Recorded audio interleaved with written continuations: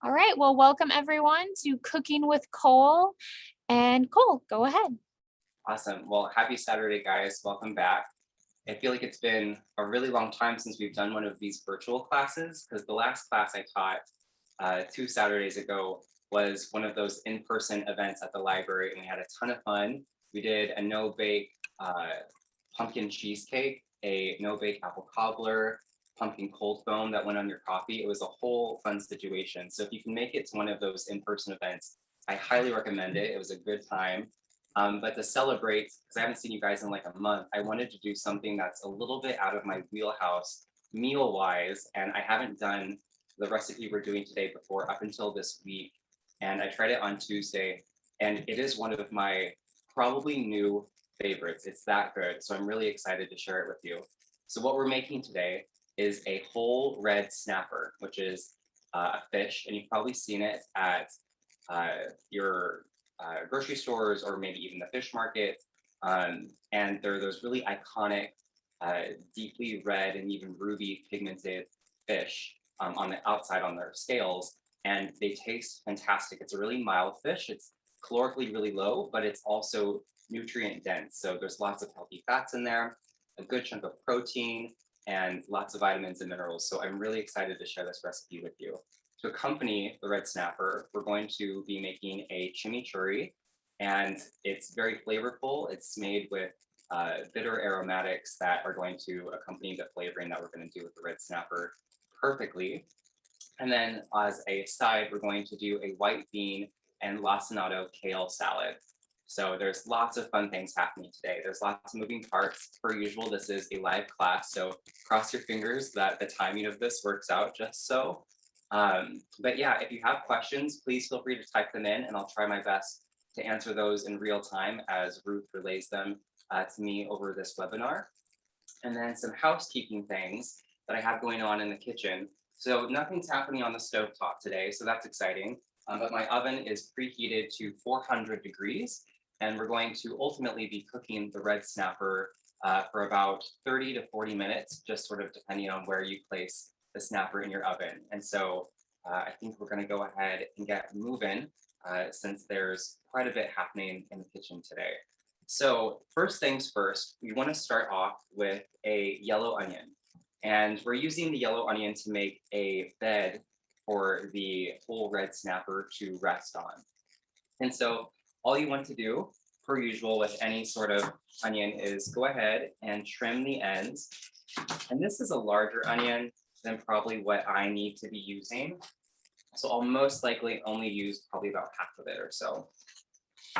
So I chopped off the ends, cut it in half, and I'm going to peel off that first layer because I want to remove that sort of flaky skin. I won't be needing it. And then the goal with this, with today's menu items, is to get really good at knife skills. And so all I really mean by that is we're going to be practicing making really small and precise fine cuts. So one of the ways that you can elevate a dish is by making sure that your cuts are of accurate size with whatever it is that you're making. One, that contributes to even baking time, but also like in the long run when you're pinched and you want to make a good meal, if you get, sort of in the habit of having really strong knife skills, it just makes your meals that much easier. So similar to how you would make fajita, essentially, I'm going to be cutting along with these ridges here. You can see the different layers of the onion, and we're going to go along with it vertically. And the size here, it doesn't need to be perfect, but I want to try to go as thin as possible. So maybe around 1/8 of an inch slices or so. And so one way to help yourself tackle that is to not just chop, going straight downward, but actually push your knife slightly forward. And that's going to help the blade just run through the onion itself. And this is pretty much true with any sort of vegetable. That one was a little bit too thin, and that's okay. So yellow onions are a little bit sweeter. In fact, they're often referred to as sweet onions. Getting a little bit close here. And when you go to cook them, they have a tendency to caramelize. And I think there are a few recipes actually in the past that we've done where we've caramelized some onions. And for those of you, if you're not aware, when you go to caramelize a fruit or a vegetable, it doesn't mean to like coat in caramel. Instead, what it means is over a sort of like a medium to medium low temperature to slowly cook. And what happens is the starches and the cellulose in it begins to break down. And as it breaks down, there's this reaction that occurs where it begins to, those carbs begin to release their sugars, and then the sugars will start to caramelize the vegetable or the fruit, whatever it is that you're making. And so when that happens, there's this really fantastic, robust flavor. And some people have hacks to make that process go a bit faster. I haven't done it yet, but someone told me once that if you just do a little bit of baking soda, believe it or not, with your onions, that will help the caramelization process. I've yet to try it. If you have, let me know in the comments how it's worked out. But the traditional method is just to use thyme and heat. And it's a lengthy process. It takes, when I've done, I don't know, like 2 onions, it's taken up to an hour or so. So really patience is key here, but there's more starch and there's a little bit more carbs and sugar in a yellow onion. And so it's more apt to caramelize, and I'm a fan of that. So I'm just placing this yellow onion that I've created basically fajita slices to in this bowl here. And I'm gonna coat this with just a single glug, which is probably a tablespoon or so of avocado oil. And you don't have to use avocado oil. You can use another high heat oil. Canola oil would be fine, grapeseed, vegetable oil. It's really up to you. But I'm just going to give this a light toss in here to break up a little bit more of those segments of the onion, but also when each of these little pieces is coated in oil, it's going to help promote an even bake as well. So this is, you can see on this opposite camera here, you can see a little bit what we're going for. So there's lots of accurate thin pieces in here. And honestly, this is the same process I would use to make fajita. I'm a big fan of tacos, like religiously in my house. Every Tuesday, we do Taco Tuesday. And when we go to make fajita, you basically do this with onion. I like to use a yellow onion. You can use a white one. I would steer clear from red.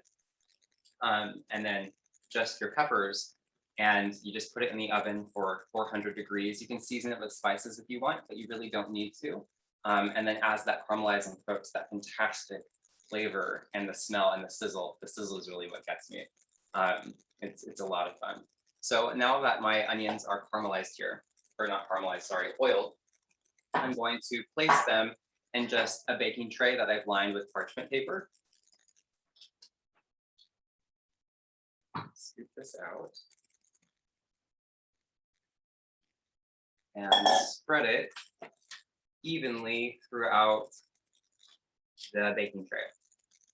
So this is the bed that the red snapper will sit on. And I'm going to set this off to the side. And next, I'm going to get moving with a sauce, or sort of like a marinade that the red snapper is going to be coated in. I get these little pieces off my cutting tray though. So in this little cup here, I have a handful of spices. I wrote it down just in case I misquote you. So there is a ½ teaspoon of Old Bay. There is a 4th teaspoon of black pepper and a 4th teaspoon of garlic powder. There's an 1/8 teaspoon of smoked paprika. And I'm about to add in just a small dollop of mustard. I wrote in the recipe a teaspoon, but really you can just eyeball it. I am doing a whole grain mustard in this, and so I'm just going to do a little dollop. I really like mustard. I'm a big fan of whole grain mustard, so I'm adding just a little bit more.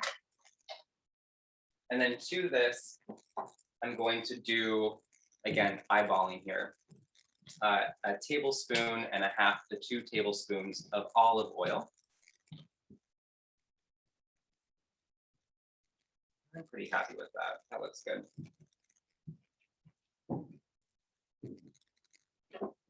And then I'm going to take a fork. You know what, I'm actually gonna do a spoon. And just mix this all together. You can use a whisk if you want, but really we're just trying to get all of the spices and that mustard incorporated. And it should have this really fantastic sort of rusty, burnt red color. So that is good to me. And then to this, we're going to add in the juice of half a lemon. So one way to get the maximum juice, and I've mentioned this before in other classes, the maximum juice out of your citrus, whether it's lemon or a lime, is you want to just roll it a few times on a hard surface. So just your counter will be just fine. And it helps to rupture some of the cell membranes within the lemon or whatever citrus fruit you're using. So that when you go to squeeze it, you get the maximum juice out of there.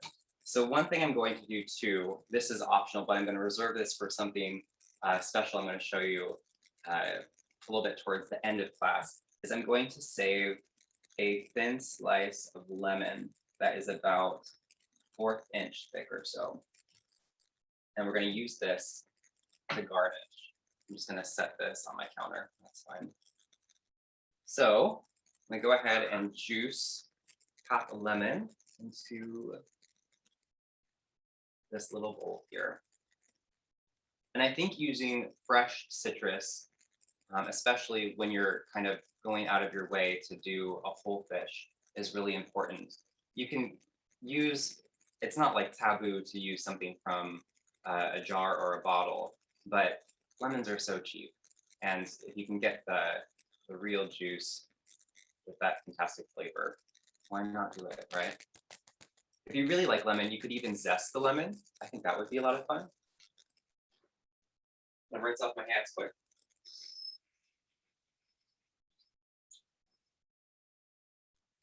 Cool. And give this another little mix. It smells really good. I wish you could smell it. I say that all the time, but we need like smell-o-vision over here. So one thing that's important is whenever you're working with meat or seafood, especially, to dedicate your own, or to dedicate it itself, its own cutting board and its own tray, whatever it is that you're doing. And so I'm going to switch out this cutting board. This is just strictly going to be my veggie cutting board. And swap it out instead. Make sure this sits on smooth. There we go. So it's not shifting anywhere. Another one. So we're going to go ahead and get out the red snapper, and I'm really excited to show you. It's a beautiful fish. So here's my bed of onions that have been oiled.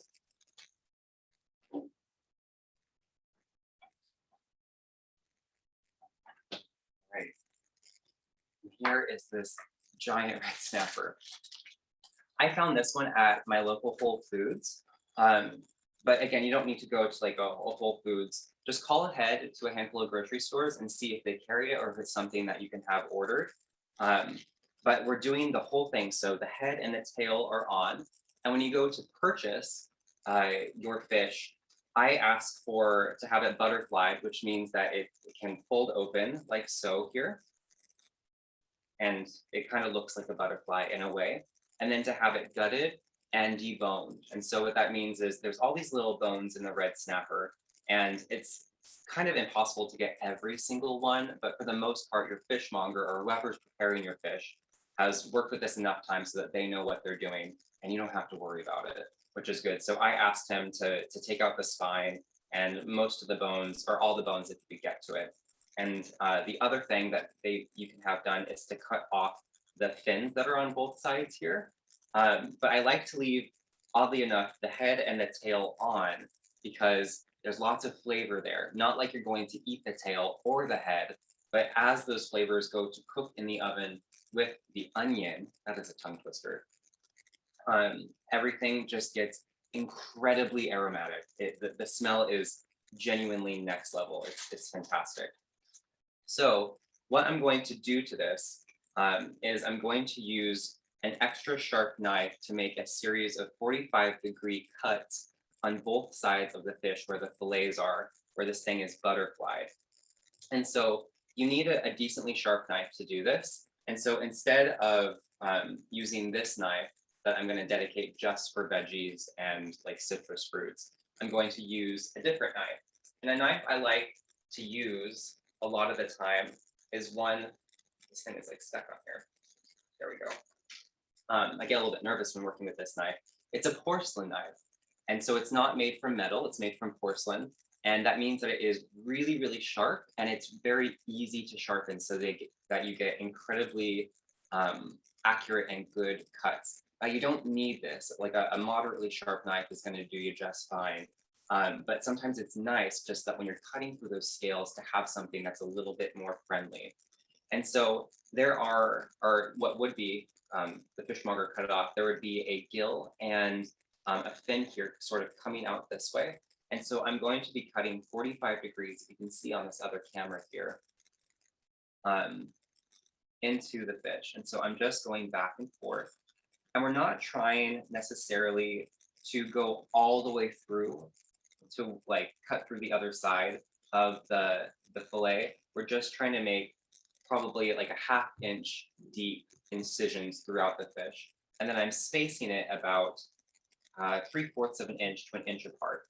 So you kind of go back and forth just to create that initial cut. And then you just create these series of drags with your knife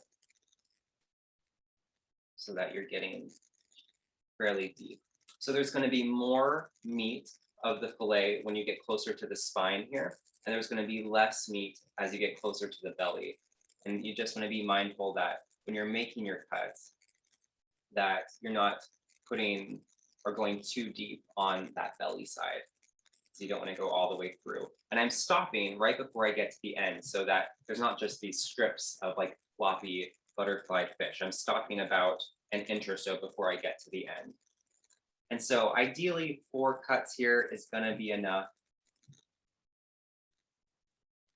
If you want, you can do one more. I'm just going to do a small one. But the scales of a fish, you know, they're pretty darn tough. Kind of got to work with it a little bit.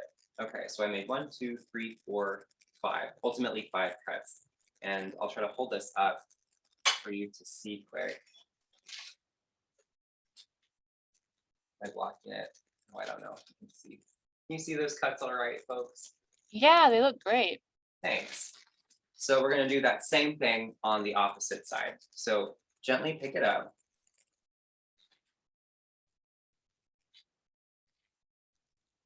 And we're going to do the same exact thing. So again, we're going 45 degrees sort of away from the head. Doesn't need to be perfect, but it works out just fine. And you can feel how, at least on my end, you can feel how tough these scales are as you get closer to the spine. It's really interesting. And it's fine if some of the scales fall off. That'll happen. Nothing to worry about. That's a really tough part. And this knife is crazy sharp, so that kind of tells you something. I wonder even if using something serrated might be more appropriate. There's 4 cuts there. I'm happy with that. I'm just checking general depth and peeling those incisions apart a bit. Be careful not to cut myself. Cool. I'm happy with that. Awesome. So I'm going to set this off to the side. We're done with that. So now really it's just the easiest thing in the world. I'm going to be taking that marinade we made with the spices, the mustard, lemon, and olive oil. Give it another quick mix. Your hands are going to be a little scaly and a little fishy. That's fine. It's fine to consume scales, though it's not like the most delectable thing in the world. But we're going for something kind of robust here. So what I'm going to do, try to shift this around so you can see a bit better, is first I'll open up the fillet so that you can see all the meat inside. And first what I'll do is I'm going to spoon on that marinade and get it all over. You want to be fairly generous with this part because when you go to consume and eat the fish, you're going to open up the fillet just like this on a plate or a platter, whatever you'd like to do. And sort of just, it'll be so tender and perfectly cooked, well, it'll just come up with a fork and you can set it on a plate or just eat it right off the platter or whatever it is you're using.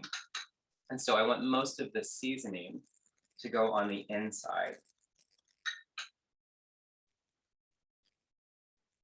Red snapper is a really mild fish. I think a lot of times people don't often go to it because the bones really are a hassle. But if you have, a kind fishmonger in your area, they'll happily tackle it for you. I find if you call ahead, because oftentimes they get really bombarded with making sure fish is really fresh and preparing everything that's on their platter that they're selling that day. If you call ahead, they are like big fans of that so that they can prepare it for you. So all you have to do is just walk up, mention your name, take the fish and go. It's an easy thing to do. So this is all I'm going to do. The only other thing I'm going to add is 2 bay leaves. And this is optional, but I really love the flavor of bay. It's almost like I get notes of cinnamon sometimes and like pine. You see it a lot of times in soups and stocks, but I think it just has fabulous flavor. So I'm going to do this last little spoonful on top of the fish, but my main effort here is to get into these incisions. And if I haven't mentioned it already, which I don't think I have, these cuts are made so that the fish cooks a little bit more evenly, so that when it goes to cook in the oven, the heat can disperse evenly and heat the fish in one single blow, so that the meat is tender and cooks all the way through. So that's why those cuts are there. I don't know if I mentioned that or not. So what I'll do here is, now that I've done this top side and the inside of the whole red snapper, I'm going to pick it up and then transfer that seasoned side down onto my parchment and onion baking tray. And then I'm going to do this last little bit of seasoning on the opposite side here, making sure to get into those cuts that we made.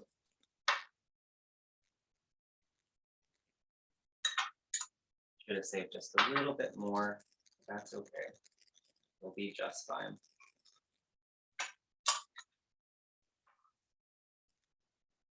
Well, I'm really happy with that. That looks fantastic. So that's all you do. You just lightly coat it in that oil and lemon juice mixture with the spices. I'm going to rinse off my hands quick after I toss this piece of wax paper. Bear with me real quick. Fish hands.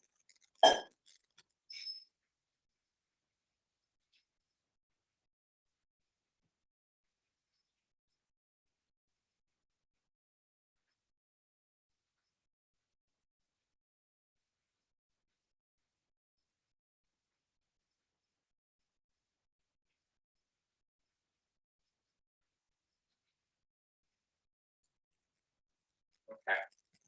So the next part really is the easiest.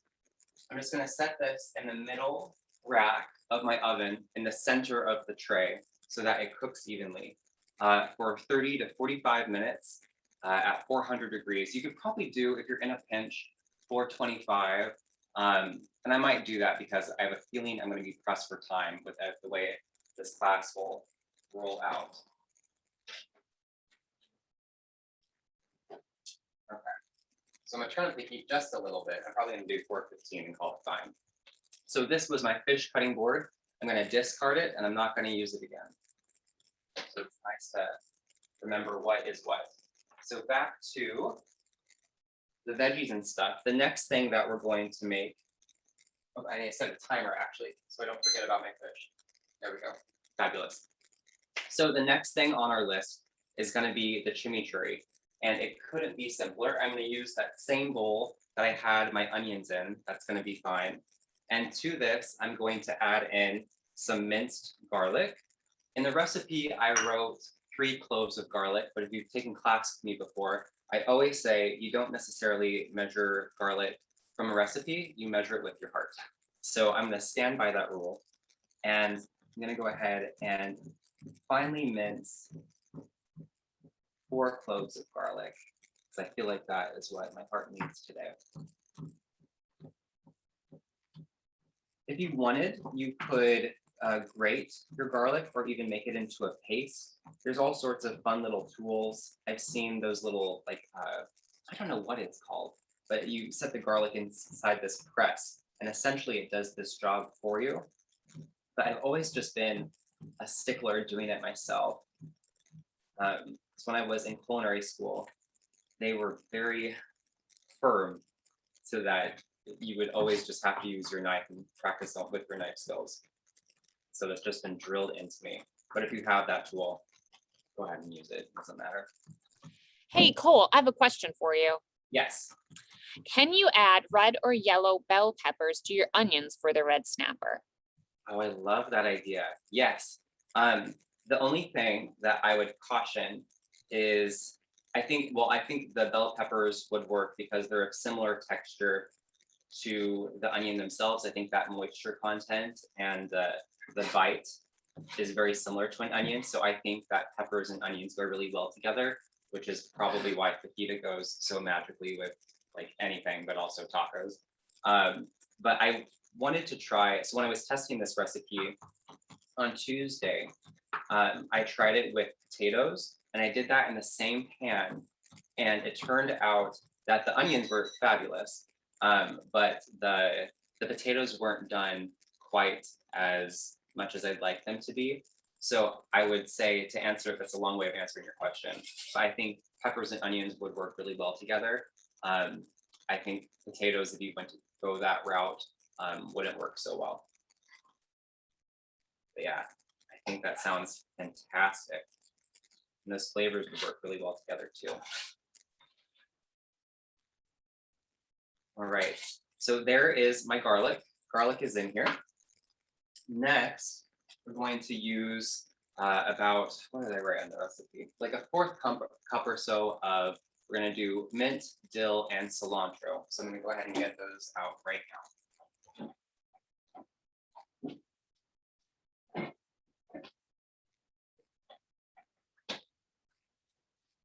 So the kind of mint, I don't even know if this says. So I'm using spearmint, and I think that's the right kind of mint to use for this chimichurri sauce. I would very much caution not using something like peppermint. It's gonna take over the flavor of the dish way too much. And so this mint leaf is kind of on its way out, so I'm not gonna use this one. But again, you don't need to perfectly measure a fourth cup of all of these herbs and spices. The thing I'm doing with the mint though, the stalk of it is really thick. And so I want to use just the leaves. And this is the same technique that I would use for when I am preparing basil. That knife technique is called chiffonade. And essentially you just roll up whatever leaves you're using. In this case, I have these giant spearmint leaves. I'm going to layer them sort of like phyllo dough. And you roll it up loosely. It doesn't need to be perfect. Like a cigar, they say. And then you want really thin slices. So if you have a food processor, you could just plop all of these herbs into a food processor and it would chop it up just fine. But I'm going for thin little ribbons here. And again, I'm not just going straight down, I'm using my blade and going down and forward. So it's kind of like this sawing action. And then give this a light chop. So you get fairly fine pieces. The one thing I will say is you don't want like a giant piece of anything. So you don't want a giant piece of mint, you don't want a giant piece of dill, of cilantro, because then all of a sudden in that bite that you have with your meal, it's just going to take over all of the flavor of that. And so we want to avoid that if possible. Okay, so here's my mint. That is going in there. Gosh, that smells so good. I would do different sorts of lemonades during the summer. This is what this reminds me of. And one of my favorite lemonades was just lemon and spearmint. And it was so cool and refreshing. Oh my gosh, I'm salivating right now. I really miss that. I might actually make that today after the class. I like it that much. I wonder if we did that. I think for the 4th of July class, we did a cucumber lemonade or something like that. I think so. Does anyone remember that class? Anyway, I was gonna say that's my other favorite lemonade. It's a lot of fun. So this is dill. It has sort of like an anisey, like a peppery smell and flavor. And I love whenever you do a chimichurri, you always want to use fresh herbs. Dried, it doesn't even come close. So same thing I did with the spearmint. So I'm chopping down, and then right when it gets to sort of that thicker portion of the stalk, I'm just going to discard that and call it good. Toss this aside. And then same thing as before. Fresh dill is just so nice. Using fresh herbs is really nothing to compare it to. Gosh, fabulous. Okay, so dill going in. It's also very messy. Can you tell from that camera? It's kind of going all over. Okay. Last and not least is the cilantro. And cilantro oftentimes has like sand in it. Have you ever got cilantro and there's sort of like those gritty particles? I think one of the ways that they grow it so quickly, because I mean, people go through cilantro like crazy, is they grow it in sand or some sort of like well-drained soil. And so you always want to make sure to really rinse your cilantro well, because it would totally kill the vibe if you go to make your chimichurri and you spent all this time making your fish and then you do a chomp and you're like, oh, is that sand? Like that would just stink. So just try to make sure that you rinse your cilantro. I already rinsed mine. I'm a big fan of cilantro, and so there's probably a little bit more accurately, there's most likely about a half cup of cilantro in here. But if you're not as big of a fan, you don't have to. A fourth of a cup will be just fine. So this is a little bit more than a half of a bunch of cilantro. I used the other half when I made my chimichurri on Tuesday for the red snapper. Cole, I have a question. Yeah. So if you are rinsing your herbs, do they need to be dry before you add them? Can they be added wet? And if you do need to dry them quickly, or what is your method for drying herbs and leafy greens? I wish I could do a demo. It's very chaotic. I just rinse it you want to use cold water. Because if you use hot water or even warm water, it'll degrade your herbs faster. And then I just like hold it upside down and just like shake it in the sink to get most of the water off. You could use a salad spinner if you want it. But it's okay if it's a little bit damp. If it stays moist though, have you ever noticed this? Like moist herbs, if you keep them in the fridge, they go bad twice as quickly, and it's such a drag. So instead, what you can do is to still rinse them, of course, but if you trim the bottoms where the stem is, and you set those in just a cup of water, you don't even have to keep them in the fridge. You can if you'd like, but you can set them on the countertop, and they'll stay good like for at least a week, if not more. And it's fun to do. I don't have a ton of counter space in this kitchen, so it doesn't happen too often, but I just had the darndest time with basil this summer. Like whenever I went to like grow it or use it, and I want to keep it for as long as possible, every time I stored it in the fridge, it just went bad. So if you cut it at the base and keep it in water, it'll stay infinitely as longer. But yeah, you just want to give it a loose shake, and you can use a paper towel to get some of that damp off. And that should be totally fine. That's a great question. Great, thanks. Yeah. So to the garlic and the herbs that we've minced, I'm going to add in the juice of half a lemon. And the reason I'm doing this over my hand, you don't have to use a hand, but I don't want any seeds, lemon seeds, to get in here. So I'm just letting the juice pass through my fingertips. But if there is a seed, and it's been a long time since I haven't got a lemon that had a seed in it, and it looks like today's my lucky day. So there's no seed in this lemon. So we're good. Cool, I'm happy with that. Juice of half a lemon. And rinse off my hands quick, give this a toss.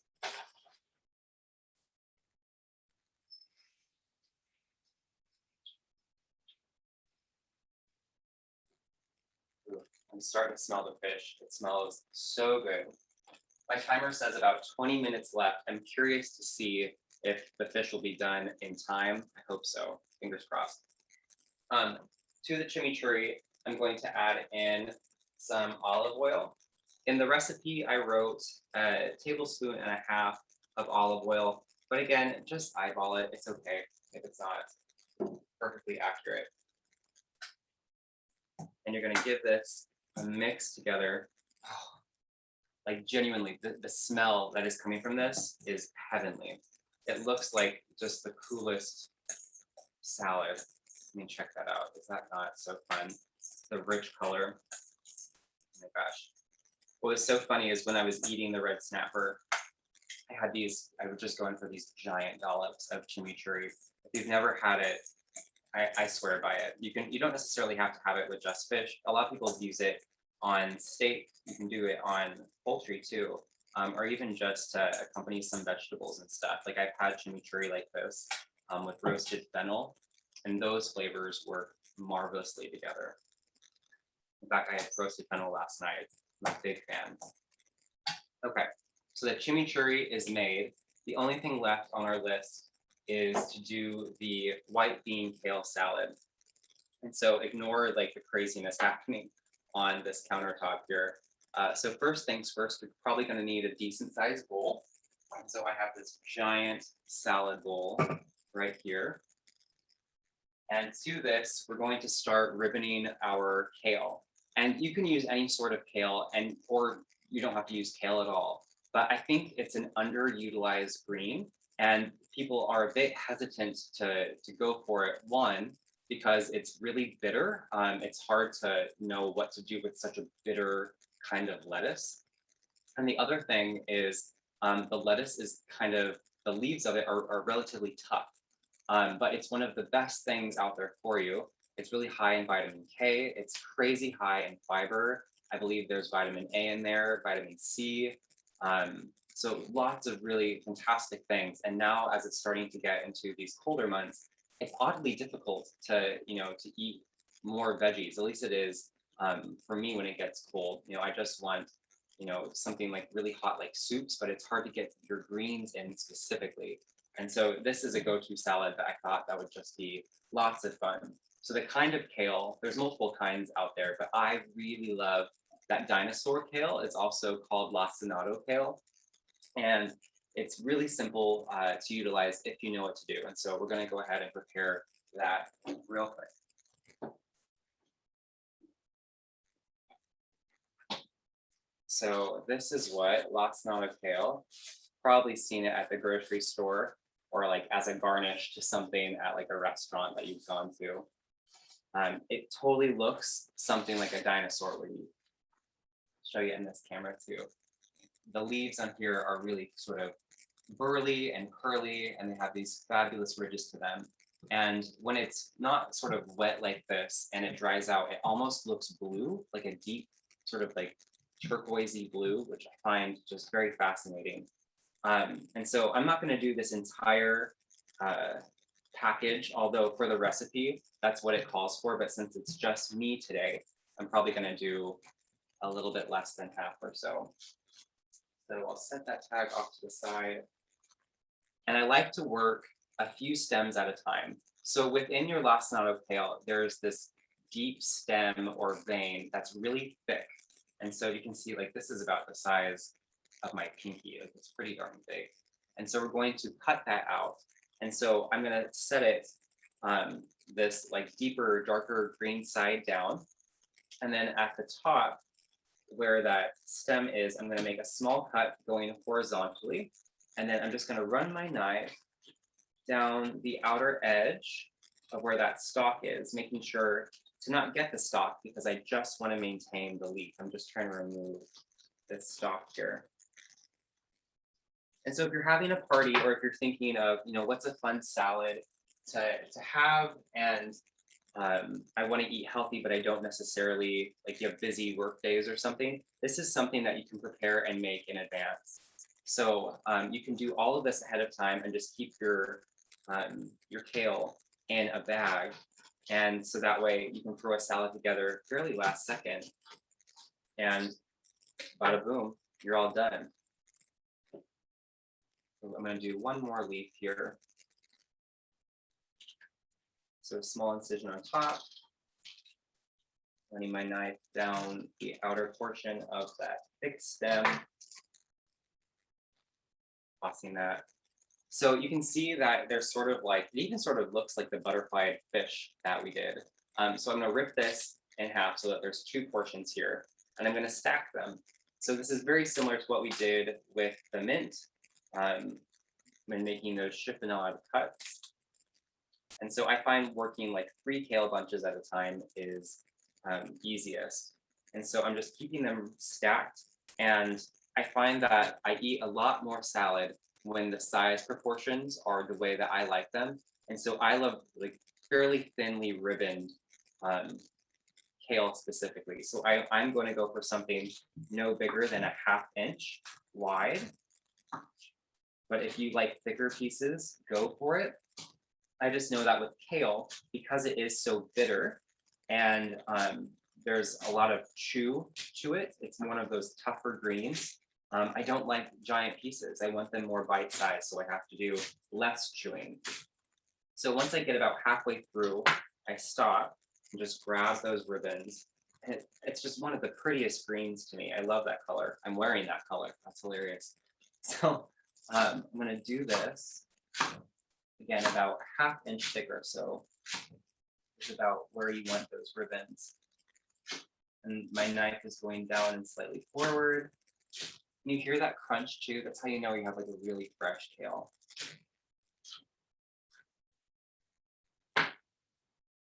Cool. And look at that, isn't that just like so pretty? That looks absolutely delicious to me. So this will be my salad today. I'm only going to do about 3 pieces. I'm going to wrap the rest up. So what we'll add to this, couldn't be simpler.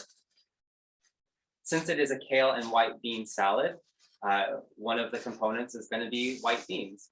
And there's lots of different kinds of white beans for you to choose from. I wrote in the recipe cannellini beans, and those are sort of buttery to me, and it's a mild bean.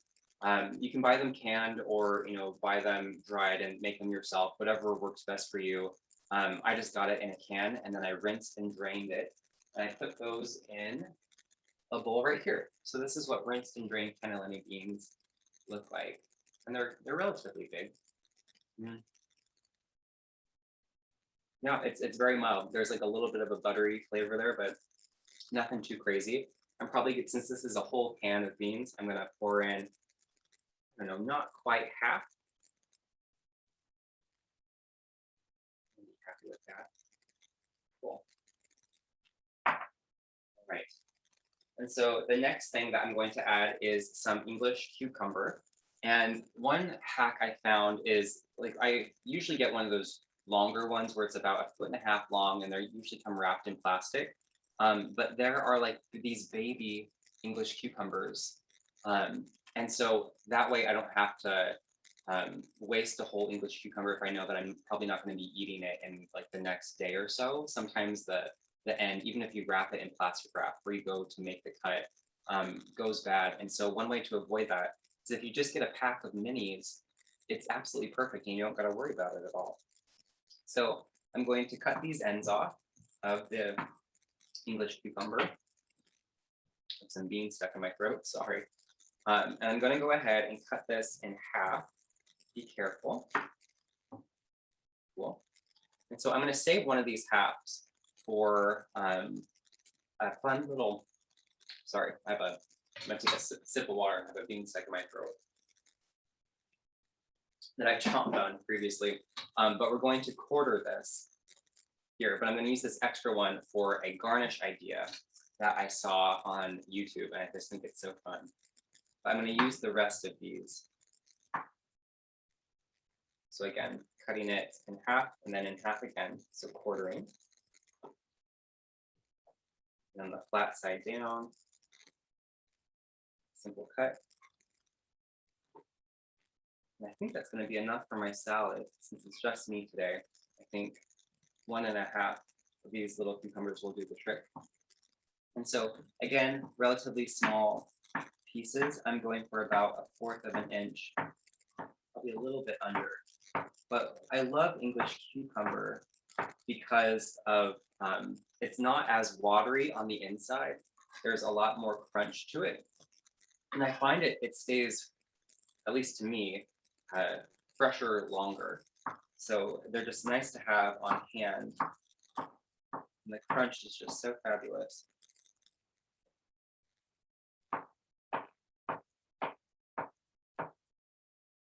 There's something really nostalgic about making a salad and having all these aromatics around. It reminds me of summer, which is hilarious now that it's November. That blows my mind. The holidays are right around the corner. But I'm starting to plan out my Thanksgiving class ideas, and I have some things up my sleeve that I think are really going to make you all quite happy. There's a dessert in there, maybe creme brulee, who knows. So the English cucumber, the beans, and the kale are all ready. The only thing left to add is really your favorite salad dressing. I'm just going to lightly oil mine for now, just using olive oil. Because kale is so bitter, it's nice to salt it, but you only want to add salt right before you serve it. If I were to add salt now, because I'm probably going to eat this, I don't know, 20 to 30 minutes after my class. So if I added salt now and then ate it then, salt has a tendency to draw out moisture. So I don't want these leaves getting limp at all. And I don't want the moisture being drawn out from the cucumber. I want it to stay in there. And so salt is something you want to do last second, and it helps to counteract some of that bitterness that's in the kale.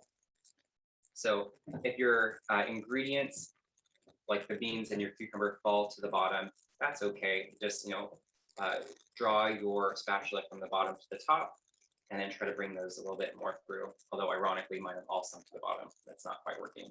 That's okay. Rome wasn't built in a day. Anyway, to this, I'm going to add in some slivered almonds. You can do any nut of your choice, but I think like a fun crunch in here is good. These are just honey roasted sliced almonds, so nothing too crazy. And then the last step is just finding some shaved Parmesan. So I'm going to add in a few flakes of this. Oh my gosh, you almost don't even need dressing. I think a Caesar with this would be good, or something like a toasted sesame would also be equally as fun. If you wanted to add in an avocado, you could do that, although I'm going to hold up on that until when I actually eat the salad. So here is our white bean kale salad. How fun is that? It couldn't be simpler. So that's basically all of our menu items today. The timer on my fish says 5 more minutes. And so I might be able to show you my garnish ideas quick, and then I probably sneak out the fish a little bit early to show you what the finished product looks like. So I think what we'll do is we'll tackle these fun garnish ideas first. I'm going to start with, Oh, yes. real quick, before we go to the garnishes, there was a question about kale. Okay. And I've actually heard this tip too, about massaging kale to tenderize it. Yeah.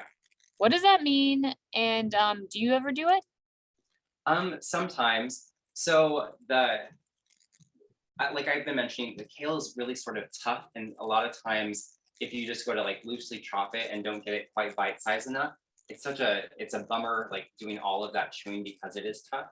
And so when you go to massage kale, it truly means just that, where you go to oil it or add in your dressing, and like literally with your hands, you just sort of lightly press and push on the kale. And also what that does is you can see, like, do you see how bumpy this piece of kale is? Yeah. When you go to push on it, you're rupturing some of those like little veins in here that are keeping those ridges intact. And so when you go to do that, it like in a way softens it, but not really. Instead of what happens is it just sort of flattens it and removes all those bumps. And so it brings it to a texture that's similar to something like arugula or spinach, like still greens that are kind of tough, but they're more flat. And so really when you go to massage it, that's what's happening. You're just rupturing sort of those kind of stiff ridges in there, sort of like breaking and like pushing on a piece of celery. Celery is super tough, but if you go to flatten it, all of that structure is still there, but it's just softer now, if that makes any sense. So that's what's happening when you go to massage kale. But it just takes such a long time. And so my hack to that is just, creating really size appropriate bites. So that's what I do. But if you want to massage your salad, literally all you would do is add in your oil or your dressing, whatever it is you're using. And you're just sort of taking the salad that you've chopped between your fingers and just like pushing it across either your palm or your hands. And that's what's happening. So that's a good question.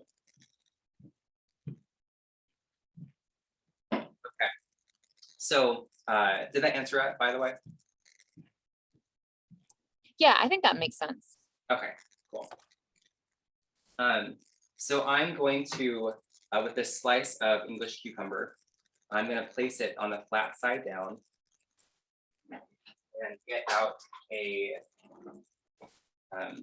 just like a vegetable peeler, and carefully go across the top of this in the center 2 to 3 times. And so what I'm doing is I'm ideally trying to expose this white strip here. And I think I'm actually going to call that good.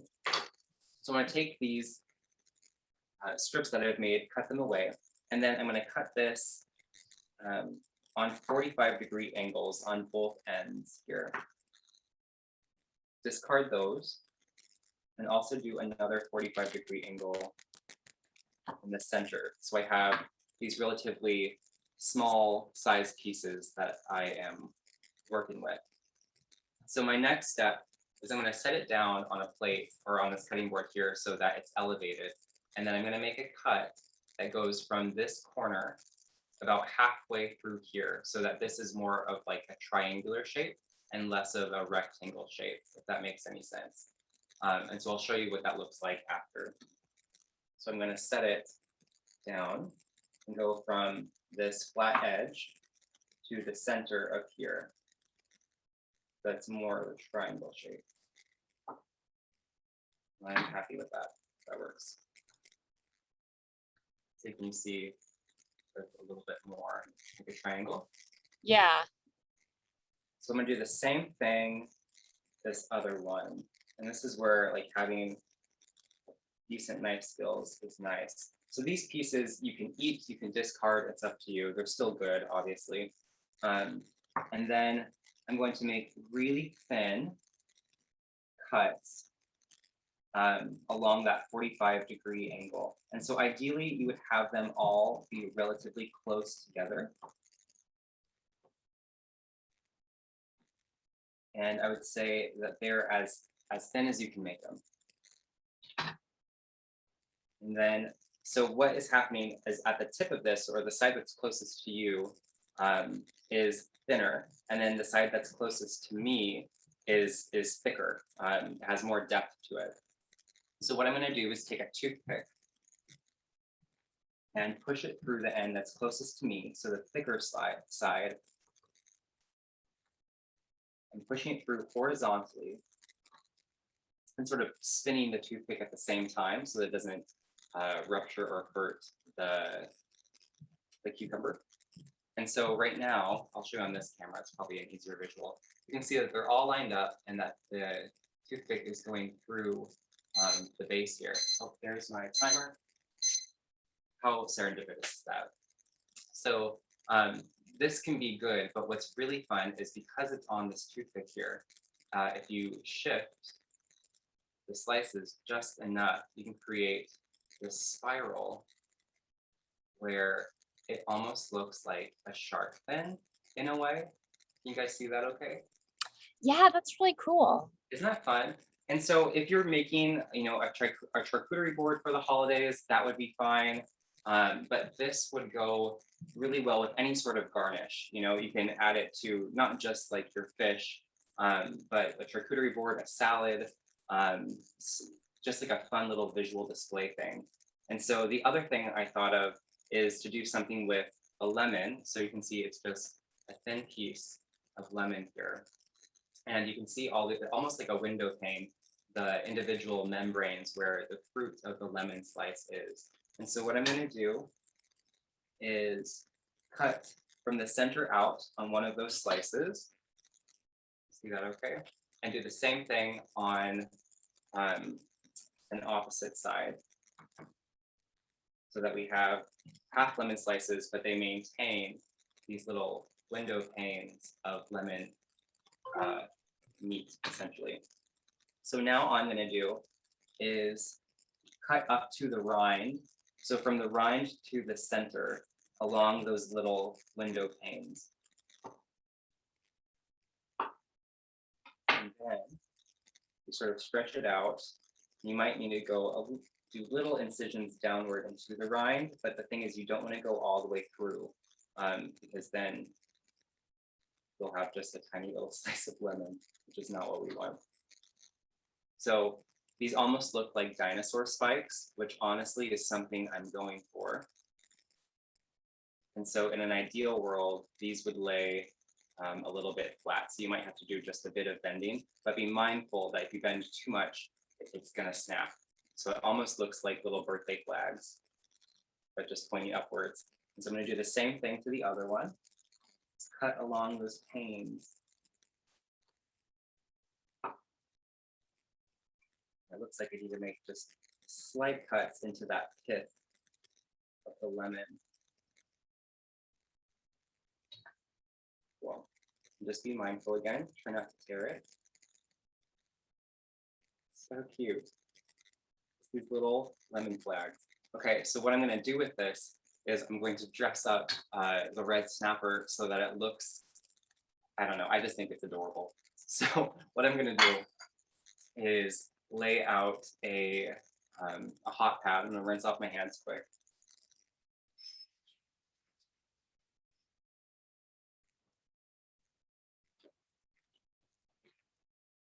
All right, so check this out.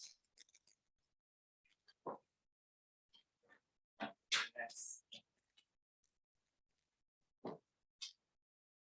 The one thing I will say is the eye of it is a bit freaky.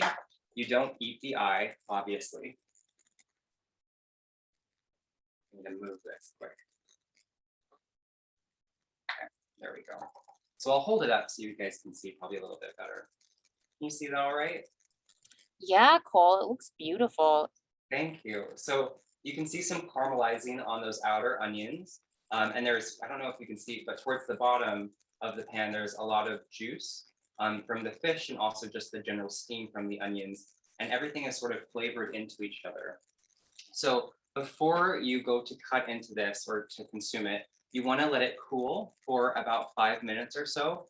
And that's going to hopefully allow some of those juices just laying in this pan to redistribute themselves a little bit more back into the fish so it's extra moist. In fact, if you wanted to, you could even spoon it on top while it sits and lays there. But those incisions, those cuts that we made, help to make the fillets on both sides cook evenly and all the way through, which is exactly what we want.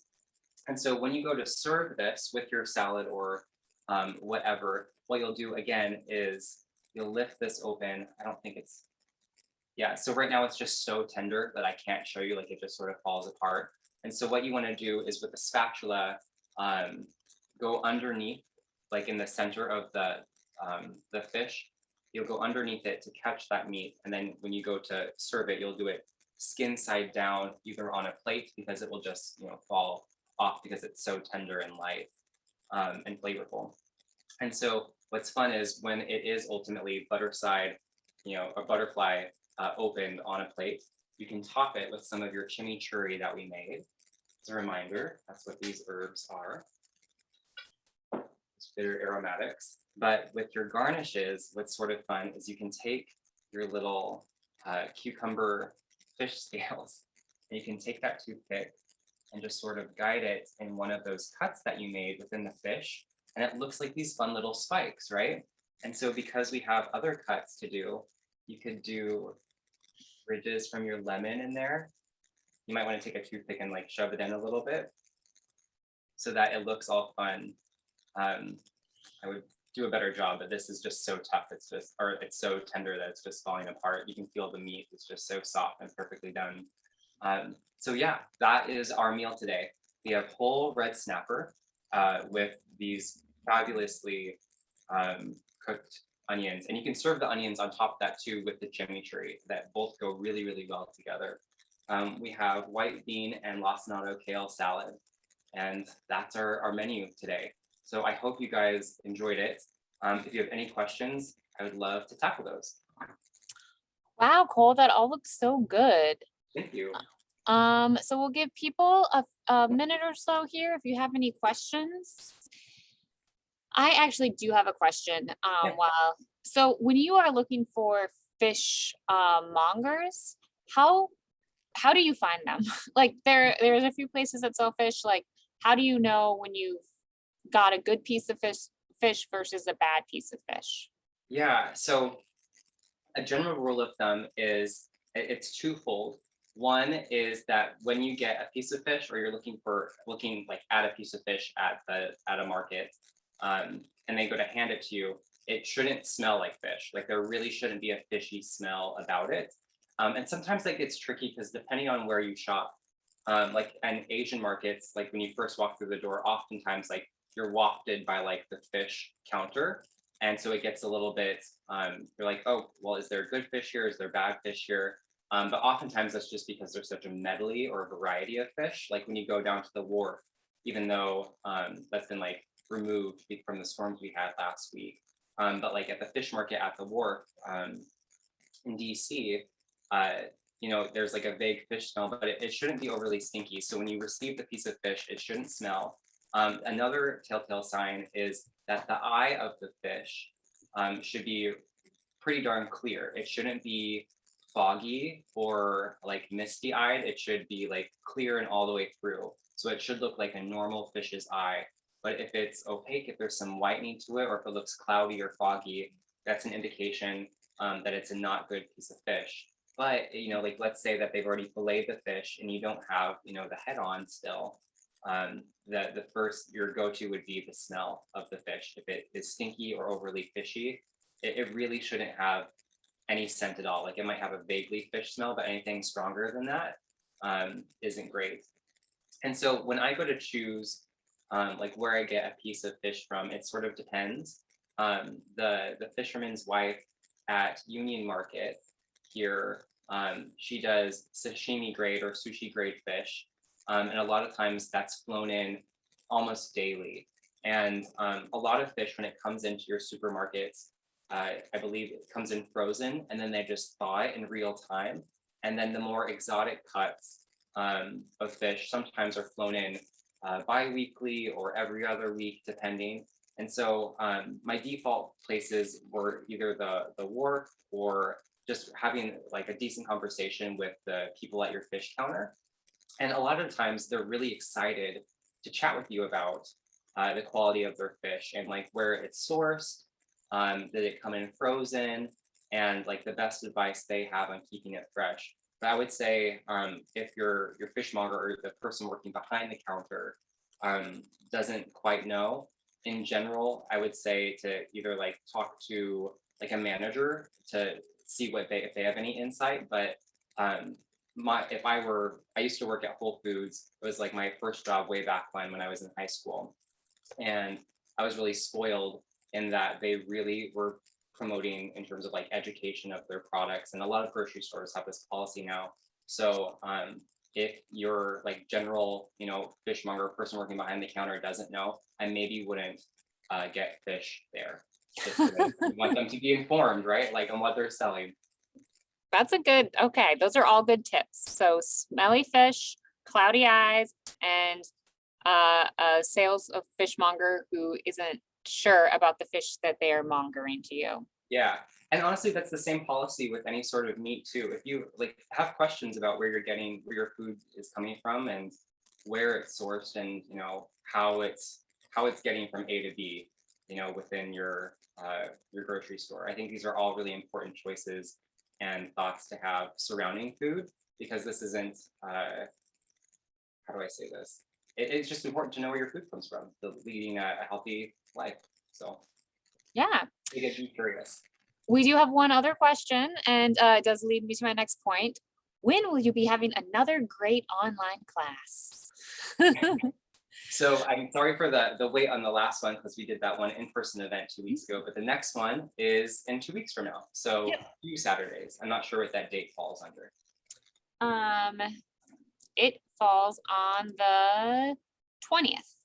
20th. So we will, this link, I've extended it, so this link will also work for the 20th, but we will be sending out emails that will have the correct recipes on them the day before this time. A little personnel change. But we hope to see all of you in 2 weeks and report back on what fish you have. Also, if you have any questions with the upcoming holidays that you think would be interesting for this class, feel free to message us at the library. My email is rasby, that's RASBY @alexlibraryva.org, or any of our contact buttons through the websites will eventually get to me as well. So hope to hear from you and see you next week. Thanks, Cole. Thanks, everyone. Have a good weekend.